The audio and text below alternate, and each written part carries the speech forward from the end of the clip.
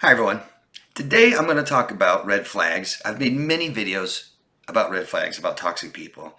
Today it's about immaturity. I'm going to add some new information than I have in other videos that I haven't added in other videos. Immaturity, specifically in people like borderlines and narcissists.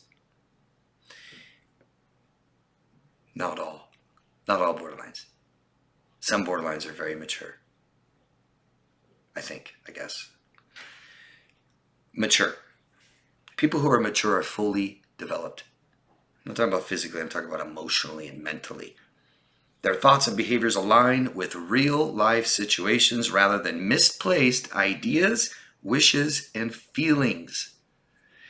They know what's really going on and never expect reality to change for them. They can bend, not break. Yeah?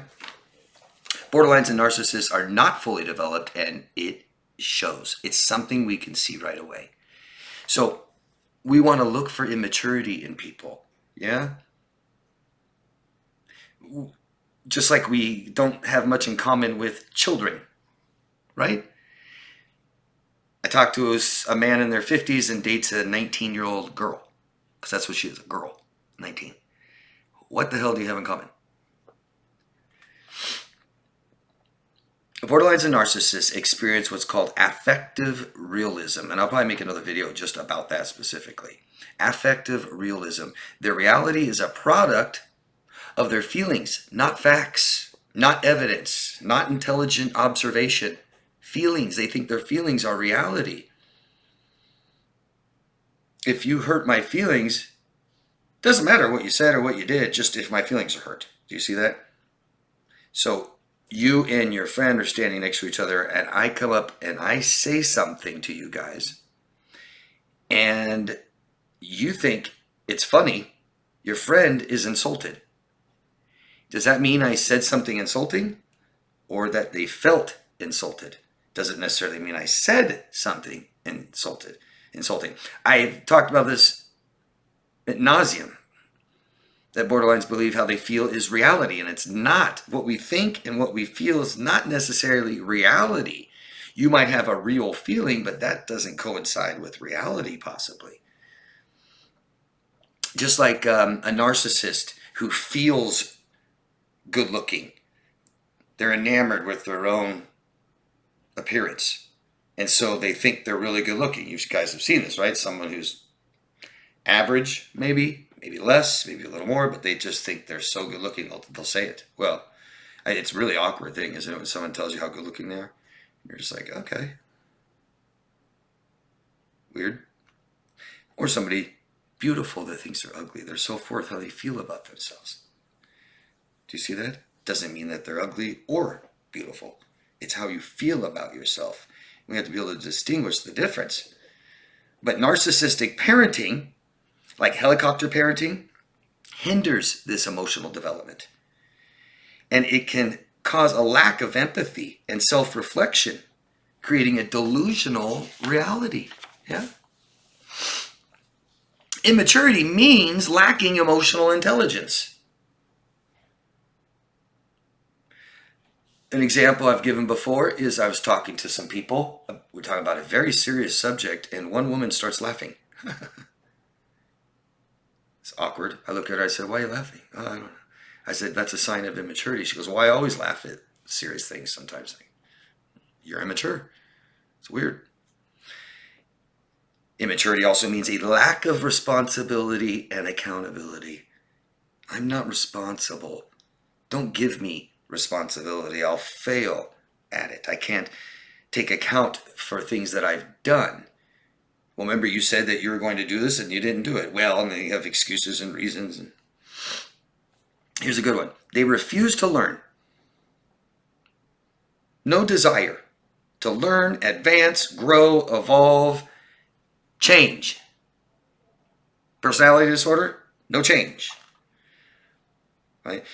A small, minute example, because I always give like these big ones, but a small, minute would be like doing the minimal amount of work expected of you on the job.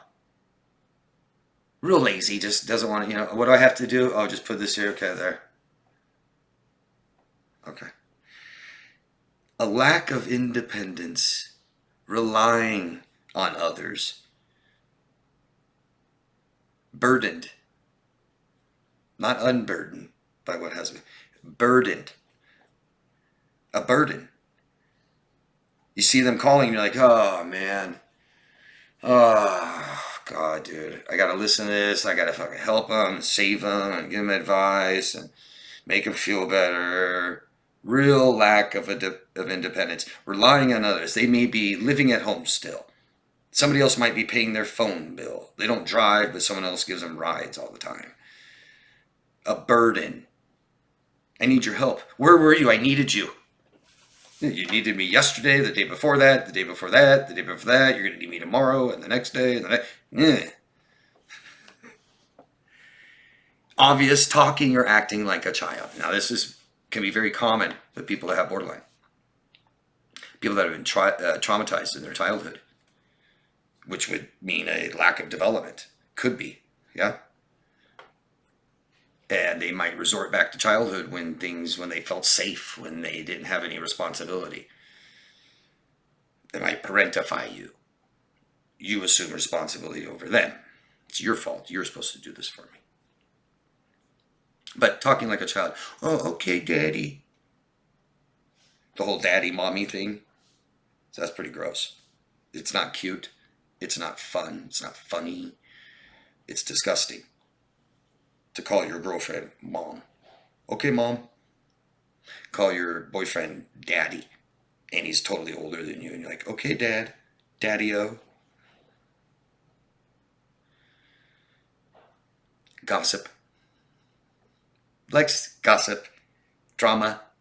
They don't like drama, but they call you up and they tell you about dramatic situations. Or they don't like drama, they'll tell you about some drama, and then they'll tell you again the same thing. They'll tell you the same story. Guess what she did now? Blah, blah, blah. I don't care. I don't want to hear it. I don't care about this person. I don't care about this stupid scenario that you could just easily walk away from. I don't care. Figure it out. Let's enjoy each other right now, our company. Biggest red flag of mine. Talking bad about people, period. Whether it's judging other people or talking bad about somebody that used to be in your life. Oh, no, Christina. Yeah, she was my best friend. She's a piece of shit. That whore. Your best friend. She was your best friend. Now you're saying this. Well, yeah, she screwed me over. Okay. Bullying. Pushy. Trying to get other people against you. Trying to get them on their side against you. Anybody caught in these kinds of fights and dramas, gross. A lack of humility. Can't be humble, can't laugh at myself. Can't just go, oh God, you're right, I did it again. Huh? No. Instead, they lie. Lying. Deceptiveness. Manipulating. Crossing your boundaries, which will feel uncomfortable. Being pushy. You can't just say no. You have to have a good reason. And then they try to fix the reason, so you'll do it. And then you come up with another reason. They're like, well, we'll just do this. Then see, you can do it. You can do it. No, I said I don't want to. No. Blame. Blame often. Blame people. Yeah. Obsessed. So concerned with fault. But only with other people, not them. Yeah. Unstable. Whether it's unstable self. So they tell you who they are and they contradict themselves. Or they're unstable emotionally, can't regulate their emotions, and they get extremes and opposites and quick. Unstable life, moving a lot. Start and stop jobs, can't keep a job. Start and stop relationships, which makes them impulsive.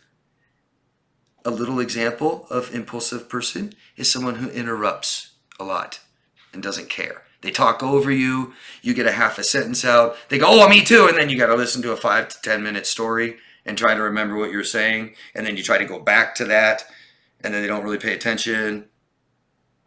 It's just always about them. Overreact, lack of emotional control.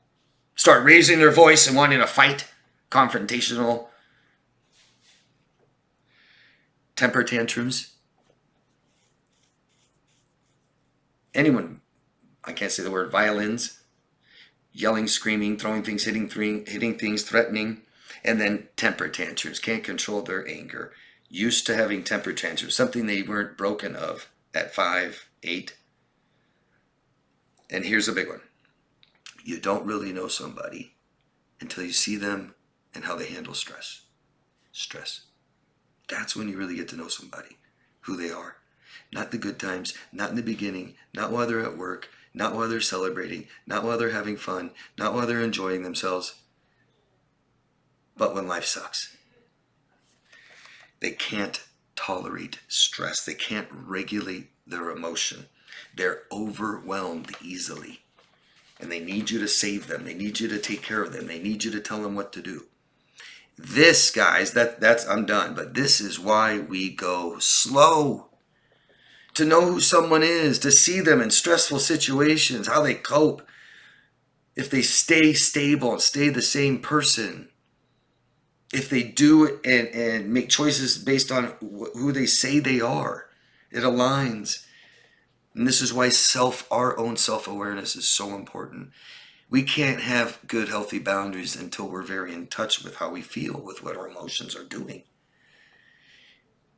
And we can't have people in our life that match our values unless we really know what those values are and always show that. You're in a relationship with somebody like this and it's difficult, it's hard, you're not sure what to do, you can't stop. Step outside of it for a minute. Look for help and tell someone. I hope I offered some new information. There was new stuff in there. Let me know what you guys think of what I said and ask questions about any of this stuff. And please give your own. There's more signs of somebody who's immature. Because that's a good detector, isn't it? I mean, we look for toxic people. We say people are bad or good, healthy, unhealthy, but really, maturity, that's easy to see. And it's not cute when someone's immature. If we think something is cute, if we think immaturity is cute, there's something wrong with us. Okay? Thank you. Let me know what you guys think. Again, ask questions, but give your own examples if you can. I'd really appreciate that for the viewers. Love yourself first, guys. Thanks. Bye-bye.